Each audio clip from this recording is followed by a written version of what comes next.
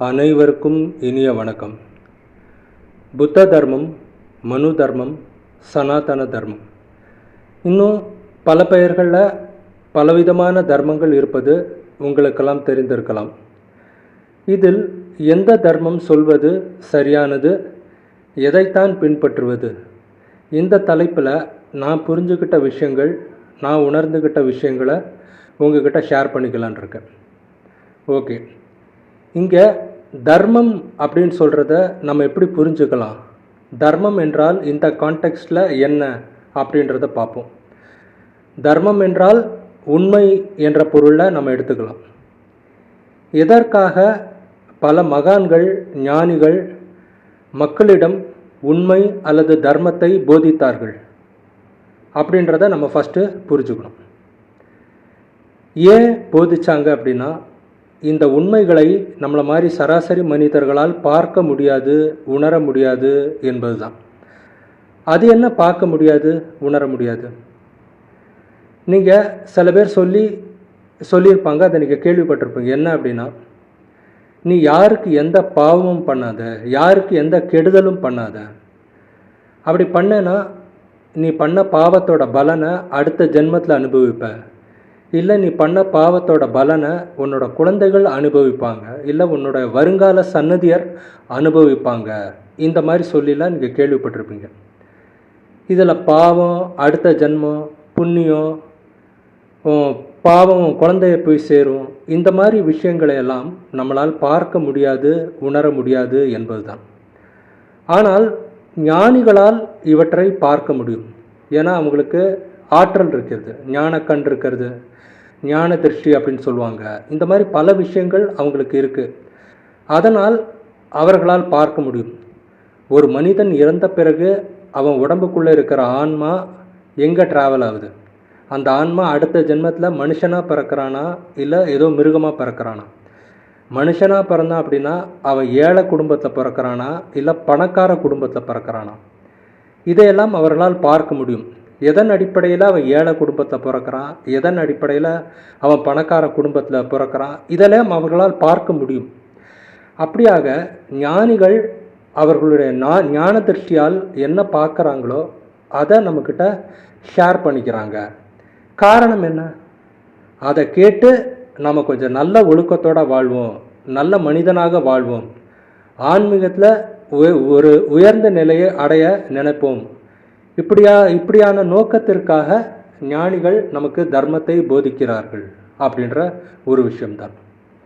Okay, இப்போ அடுத்ததாக பார்த்தீங்கன்னா ஒரு சின்ன சிக்கல் மாதிரி வருது. என்ன அப்படின்னு பார்த்தோம் அப்படின்னா, நான் சொன்னது தான், ஞானிகள் நிறைய பேர் இருக்காங்க, நிறைய பேர் தர்மத்தை போதிச்சிருக்காங்க. ஆனால் அவங்களோட டீச்சிங் ஒரே மாதிரியாக இருக்காது. ஒவ்வொருத்தரும் ஒவ்வொரு மாதிரி சொல்லியிருப்பாங்க.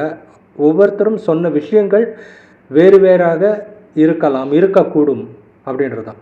உதாரணமாக கௌதம சித்தார்த்தர், புத்தர் அப்படின்றோம்ல, அவர் சொன்ன விஷயங்களை ஜீசஸ் சொல்லியிருக்க மாட்டார். அது மாதிரி வள்ளலார் சில விஷயங்களை சொல்லியிருப்பார், மற்றவங்க சொன்னதை சொல்லியிருக்க மாட்டார். இந்த மாதிரி விஷயங்கள்லாம் இருக்குது. தர்மம் வேறு வேறாக மாறுபடுகிறது என்பதை நம்ம பார்க்குறோம். எதனால் இந்த மாதிரி மாற்றம் ஏற்படுகிறது, அதை பற்றி நான் என்ன புரிஞ்சுக்கிட்டேன் அப்படின்றத உங்ககிட்ட நான் இப்போ ஷேர் பண்ணிக்க போகிறேன். ஞானிகள் பல பேர் இருக்காங்க, பல ஞானிகள் இருக்காங்க, பல மகான்கள் இருந்தாங்க, இப்போவும் இருப்பாங்க. அவர்கள் பல பேர் இருந்தாலும், அவர்கள் ஞானிகள் என்றாலும் அவர்களுடைய ஞானத்தின் நிலை, ஞான அளவு அல்லது என்லைட்டன்மெண்ட் லெவல் அப்படின்னு சொல்லுவாங்க, அதெல்லாம் பார்த்திங்கன்னா ஒரே மாதிரியாக இருக்காது. சில பேரோட என்லைட்டன்மெண்ட் லெவல் கொஞ்சம் ரொம்ப உயரத்தில் இருக்கலாம், சில பேரோட என்லைட்டன்மெண்ட் லெவல் கொஞ்சம் கம்மியாக இருக்கலாம், முன்ன பின்ன இருக்கலாம் அப்படின்றது. ஸோ அவங்களோட என்லைட்டன்மெண்ட் லெவலுக்கு என்ன இருக்கோ அதன்படி தான் அவங்க பார்க்குற விஷயங்களும் இருக்கும் அப்படின்றதான். ஸோ ஒவ்வொருத்தரோட என்லைட்டன்மெண்ட் லெவலை பொறுத்து அவங்க பார்க்குற விஷயங்கள் இருக்கும், அதனால் ஒரே மாதிரியாக இருக்காது அப்படின்றதான். இப்போ உங்களுக்கு சின்ன கன்ஃபியூஷன் இருக்கிற மாதிரி தெரியும். இதை எளிமையாக புரிஞ்சுக்கிறதுக்கு நான் உங்களுக்கு ஒரு சின்ன உதாரணம் உங்களுக்கு நான் இப்போ சொல்ல போகிறேன். ஒரு 2 உயரமான மனிதர்கள் இருக்காங்க அப்படின்னு நீங்கள் ஒரு உதாரணத்துக்கு எடுத்துக்கோங்க. அதில் முதல் உயரமான மனிதன் எவ்வளோ உயரத்துக்கு உயரமாக இருக்கான் அப்படின்னா, சென்னையில் அண்ணா சாலை அப்படின்ற இடத்துல எல்ஐசி பில்டிங் ஒன்று இருக்குது. அந்த எல்ஐசி பில்டிங் அளவுக்கு அவன் உயரமாக இருக்கான் அப்படின்னு வச்சுக்கோம். இன்னொரு உயரமான மனிதன் எவ்வளோ உயரமாக இருக்கான் அப்படின்னா, எல்ஐசி பில்டிங்க்கு பாதி உயரத்துக்கு இருக்கான். ரெண்டு பேரும் உயரமான மனிதர்கள் தான் சொல்கிறோம். ஏன் அப்படின்னா, நம்மளை விட சராசரி மனுஷனோட உயரத்தை விட அவங்க ரொம்ப ஜாஸ்தியாக இருக்காங்க. அதனால ரெண்டு பேரும் உயரமான மனுஷங்கன்னு சொல்கிறோம். ஆனால் ரெண்டு பேரும் ஒரே ஹைட்டு கிடையாது. இப்போ உங்களுக்கு கொஞ்சம் புரிஞ்சிருக்கும்னு நினைக்கிறேன். இப்போது இந்த ரெண்டு பேரையும் நீங்கள் என்ன பார்க்குறீங்களோ பார்த்ததை ஒரு பேப்பரில் எழுதுங்க அப்படின்னு சொல்கிறோம். அவங்க ரெண்டு பேரும் எழுதுகிறாங்க. அவங்க ரெண்டு பேரும் எழுதுனதை படித்து பார்த்தோன்னா ரெண்டு பேரும் சொன்ன விஷயங்களும் ஒரே மாதிரியாக இருக்காது அப்படின்றதான். ஏன் அப்படின்றத சொல்லிடுறேன். இப்போ உதாரணமாக எல்ஐசி பில்டிங் அளவுக்கு உயரமாக இருக்கான் பார்த்தீங்களா, அவன் கீழே பார்க்குறான். அவன் அவ்வளோ உயரத்துலேருந்து பார்க்கும்போது தூரத்துலேயே எவ்வளோ பஸ் வருது, எவ்வளோ ஆட்டோ வருது, இதெல்லாம் பார்க்க முடியும். ஆனால் அந்த பஸ்ஸுக்குள்ளே ஆள் இருக்காங்களா இல்லையா அப்படின்றத பார்க்க முடியாது. ஏன்னா அவ்வளோ உயரத்துலேருந்து கீழே பார்க்கும்போது பஸ்ஸே சின்னதாக தான் தெரியும். ஆனால் அதுக்குள்ளே எத்தனை பேர் இருக்காங்கன்றதை பார்க்கறது கஷ்டம்தான். இந்த மாதிரியாக சில விஷயங்களை பார்க்க முடியும், சில விஷயங்களை உங்களால் அவ்வளோ ஈஸியாக பார்க்க முடியாது. அதேமாரி தான் இந்த எல்ஐசி பில்டிங் அளவுக்கு பாதி உயரத்தில் இருக்கான் அப்படின்னு சொன்னோம் பார்த்தீங்களா, அவனும் சில விஷயங்களை பார்க்க முடியும், சில விஷயங்களை பார்க்க முடியாது, அவன் உயரத்தில் இருக்கு. இப்படியாக ரெண்டு பேரும் உயரமான மனிதர்கள் தான். ஆனால் அவங்களோட உயரத்துக்கு ஏற்ற மாதிரி அவங்க பார்க்கக்கூடிய விஷயங்களும் மாறுபடுது அப்படின்றதான். அதே மாதிரி தான் பல ஞானிகள் இருந்தாலும் அவர்களுடைய என்லைட்டன்மெண்ட் லெவல் ஒரே மாதிரியாக இருக்கும்னு நம்ம சொல்ல முடியாது. ஸோ அவங்க நிலையிலேருந்து என்ன பார்க்குறாங்களோ அதை தான் நம்மக்கிட்ட டீச் பண்ணுறாங்க. இதில் நான் ஒரு விஷயம் சொல்லிக்க விரும்புகிறேன். என்ன அப்படின்னா, வேறு வேறு மாதிரி இருக்கிறனால இதுதான் சிறந்தது, அது நல்லா இல்லை அப்படின்னு சொல்கிறதையும் நான் விரும்ப மாட்டேன். ஒவ்வொருத்தரோட டீச்சிங்கும் ஒவ்வொரு மாதிரி இருக்கும். ஆனால் எல்லாமே அதோட நோக்கம் ஒரே மாதிரியாகத்தான் இருக்கும். ஆன்மீகத்தில் ஒரு உச்சநிலையை அடைவது, ஒரு மோட்சத்தை அடைவது அப்படின்றதான். இதை நீங்கள் எப்படி புரிஞ்சுக்கலாம் அப்படின்னா, நிறைய வகையான மருத்துவ முறைகள் இருக்குது. அலோபதி, ஹோமியோபதி, ஆயுர்வேதா, சித்தா, இப்படி பல விதமான மருத்துவ முறைகள் இருக்குது. எல்லாம் பார்த்தீங்கன்னா வேறு வேறு மாதிரி ரூட் வேறு வேறு மாதிரியாக இருக்கும். ஆனால் அதோட ஃபைனல் நோக்கம் என்ன அப்படின்னா, நம்ம உடல்நிலையை சரியாக்குவது, நம்ம நோயை சரியாக்குவது அப்படின்ற ஃபைனலான உள்ள கோல். அதேமாரி தான் இப்போ ஆன்மீகத்தில் பல பேர் இருந்தாலும் அவங்க சொல்லி கொடுக்கக்கூடிய டீச்சிங் தர்மம் வேறு வேறுமாக இருந்தாலும் நோக்கம் ஒன்றாகத்தான் இருக்கும் அப்படின்றத நான் புரிஞ்சுக்கிட்ட விஷயம். ஓகே, இப்போ அடுத்ததாக ஒரு விஷயம் என்ன அப்படின்னா, பல மகான்கள் ஞானிகள் அந்த காலத்தில் பல நூற்றாண்டுகளுக்கு முன்னாடி அவங்கெல்லாம் வாழ்ந்தாங்க. அப்போல்லாம் பார்த்திங்கன்னா பெரும்பாலானவர்கள் என்ன பண்ணாங்க அப்படின்னா, வாய் வழியாக தான் தங்களுடைய போதனைகளை கூறினார்கள். புத்தராக இருக்கட்டும் சரி, ஜீசஸாக இருக்கட்டும் சரி, ரெண்டு பேரும் பார்த்திங்கன்னா வாய் வழியாக தான் சீடர்களுக்கு உபதேசங்களை செய்தார்.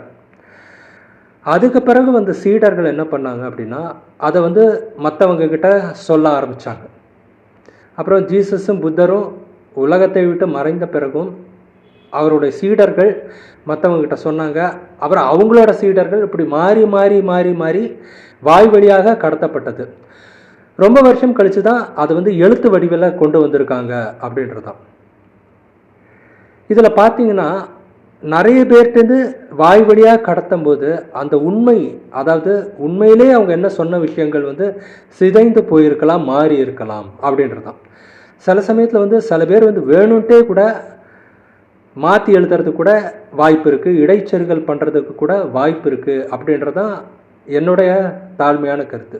இது ஒரு முக்கியமான காரணம். ஏன் இந்த தர்மம்லாம் பார்த்திங்கன்னா நிறைய வேறு வேறு மாதிரி ஆல்டர் ஆகிருக்கு அப்படின்றத பற்றி நான் என்ன நினைக்கிறேன்றதை உங்களுக்கு நான் சொல்லியிருக்கேன். ஓகே, இப்போ அடுத்ததாக என்ன முக்கியமான விஷயம் என்ன அப்படின்னா, இப்படி பலவித தர்மங்கள் இருக்குது, இது எது சொல்வது சரி, நம்ம எதை பின்பற்றுவது அப்படின்ற ஒரு கேள்விக்கு என்னுடைய பதிலை நான் என்ன புரிஞ்சுக்கிட்டேனோ அதை உங்ககிட்ட நான் ஷேர் பண்ணிக்கிறேன். இது உண்மையிலே கொஞ்சம் கஷ்டமான விஷயந்தான். ஒரு ஆன்மீக தர்மம் இல்லை ஆன்மீக உபதேசங்களை படிக்கும்போது அது உண்மையிலே ஒரு நல்ல ஆன்மீகமா அல்லது உண்மையிலே ஒரு தர்மமா அப்படின்றது நம்ம பார்த்த உடனே கண்டுபிடிக்கிறது கஷ்டம்தான். நான் ஒரு சின்ன சஜஷன் உங்களுக்கு சொல்லிக்க விரும்புகிறேன். என்னோடய அனுபவத்திலேருந்து நான் என்ன உணர்ந்தனோ அதை நான் உங்ககிட்ட சொல்லிக்கிறேன். நீங்கள் ஒரு ஆன்மீக தர்மத்தையோ அல்லது ஆன்மீக உபதேசங்களையோ படிக்கும்போது உங்களுக்குள்ளே இருக்கிற கெட்ட எண்ணங்கள் போவதற்கு வழிவகை செய்ய வேண்டும். உங்களுக்குள்ள பலவிதமான கெட்ட எண்ணங்கள் இருக்கலாம், நமக்குள்ளேயும் இருக்கலாம், எல்லாருக்குள்ளேயும் இருக்கலாம். கோபம், பொறாமை, காமம், அப்புறம் பெருமித உணர்வு, இந்த மாதிரி பல விஷயங்கள் நமக்குள்ளே இருக்கலாம். ஆனால் நீங்கள் ஒரு தர்மத்தை படிக்கிறீர்கள், அதன்படி நடக்க முயற்சிக்கும்போது இந்த கெட்ட விஷயங்களெல்லாம் போக வேண்டும், போகிறதுக்கு வழிவகை செய்ய வேண்டும் அப்படின்றதான்.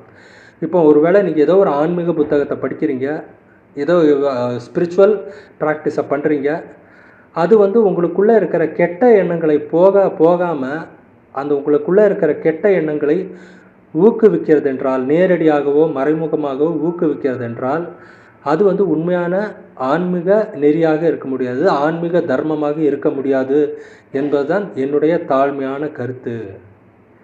அதனால் நீங்கள் ஒரு ஆன்மீகத்தை பயிற்சி செய்கிறீர்கள் என்றால் அந்த ஆன்மீக பயிற்சியானது உங்களோட கேரக்டருக்கு எந்த அளவுக்கு இம்பார்ட்டன்ஸ் கொடுக்குது அப்படின்றத நீங்கள் பார்த்துக்கலாம்.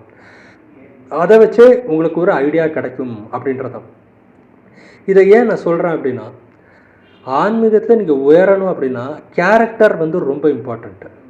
உங்கள் மனசுக்குள்ள கெட்ட எண்ணங்களையெல்லாம் வைத்து கொண்டு நீங்கள் ஆன்மீகத்தில் உயர முடியாது. கெட்ட எண்ணங்களை வைத்து கொண்டு நீங்கள் ஒரு மோட்சத்தையோ அடைய முடியாது அப்படின்றதான் என்னுடைய தாழ்மையான கருத்து.